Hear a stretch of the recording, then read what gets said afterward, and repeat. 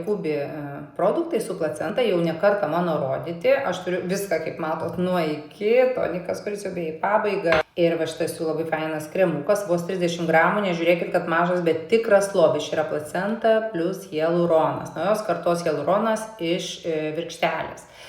Snowden ekstraktas, sertifikuotas, patvirtintas Japonijos sveikatos ministerijos. Tekstūra itin maloni, švelni, bet kaip ir visi kokybiški produktai.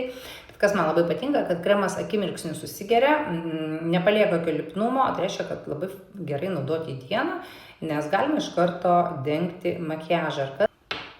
Ir dar norėjau pasakyti, kad šio produkto yra mėginukas, toks mažiukas mėginukas, kuris kainuoja 15 eurų. Tai jau kiekvieną galite išmėginti šį Jukubi lobį. Ir žinokit, kaip bebūtų keista, atrodo viską turiu, bet neturėjau niekada Jukubi paakių kremo su placenta. Tai šį kartą jau įsigijau ir ką aš galiu apie jį pasakyti.